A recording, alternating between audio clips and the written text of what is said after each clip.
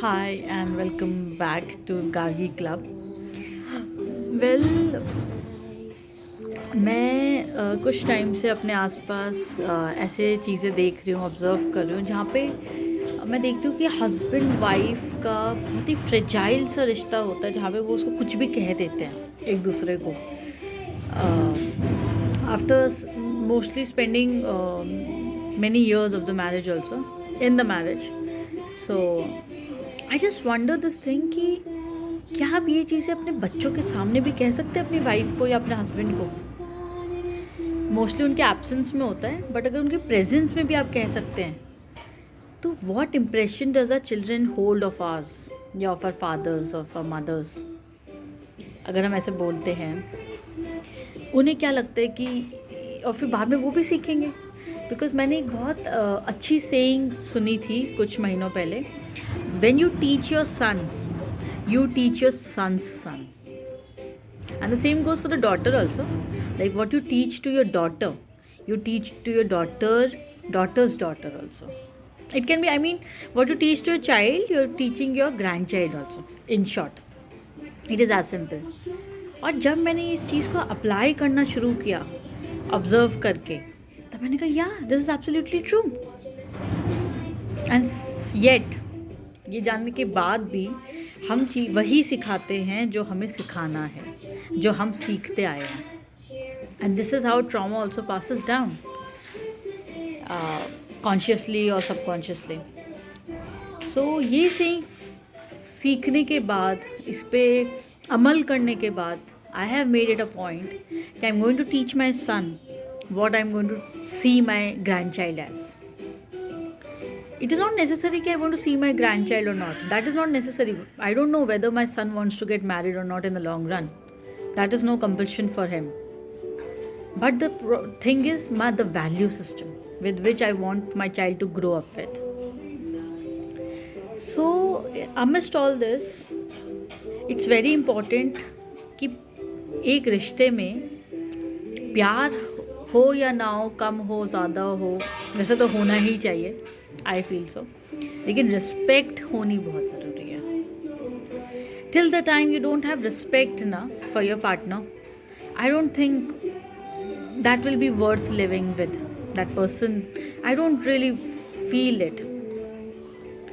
सो प्यार करते रहिए, रिस्पेक्ट करते रहिए, और अगर आपको दोनों चीज़ नहीं है तो सोचिए फिर कि आप क्यों हैं साथ में.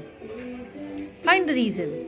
And it is 21st century, 2025 just hitting us round the corner, ready to knock the door. Find your worth. Find what you are truly made up of and made for. आप यहाँ तक भी आए हो, किस चीज़ों को होल्ड करते हुए आए हो, और आगे क्या सोचते हो आप अपने लिए.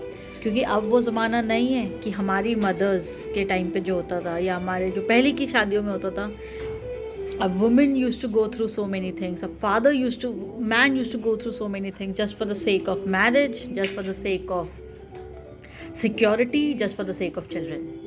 It is high time. चाहे आप जो भी सुसाइड्स देख लीजिए, जो भी आप डिवोर्सेस देख लीजिए, कुछ भी देख लीजिए, या मर्डर्स देख लीजिए, उन सब का अगर रीज़न यही है रिलेशनशिप या मैरिज, तो उसका रूट कॉज यही होता है कि that relationship has lost love, has lost respect.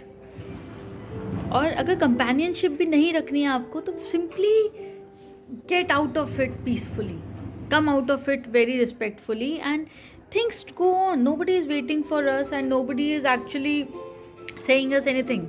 वो 4 लोग तो शादी से पहले भी थे बोलने वाले, वो 4 लोग शादी के दौरान भी थे, और वो 4 लोग शादी के टूटने या रहने के बाद भी होंगे, जो हम 4 लोगों की बचपन से सोचते आए हैं. तो इंस्टेड ऑफ थिंकिंग अबाउट दोस्त, वो 4 लोग क्या कहेंगे, या मोहल्ले वाले क्या कहेंगे, या आसपास के लोग क्या कहेंगे, थिंक अबाउट आपकी ये वॉइसेस क्या कहती हैं आपको, because these are the voices that define you. Think about it and do let me know if you want to get deeper to this discussion. But in brief मैं यही कहूँगी, हमारे आसपास जो भी हो रहा है ना, चाहे वो एक बहुत सीरियस लेवल पे हो रहा हो या एक जेनरिक, मतलब आप घर के झगड़े सुनते हो, आपके तो कोई नहीं, इनका तो चलता रहता है, या इनके तो फिर घर से आवाज़ आ रही थी तेज़ तेज़। वो आसान बात नहीं होती है। थिंक अबाउट उसमें क्या हो रहा है, what that person is feeling in that scenario, right? So let us stop normalising fights, let us stop normalizing conflicts and violence. Starts Let us start embracing love, harmony, peace and happiness. The Christmas is there, it is just coming. So on this Christmas I would just want कि मेरे अपने भीतर, अपने घर में, अपने environment में और आप सबकी lives में, I will pray there is love, harmony and peace, but it can only come if you choose those things, because we are the product of our choices after all. Thank you so much. See you soon. Bye bye.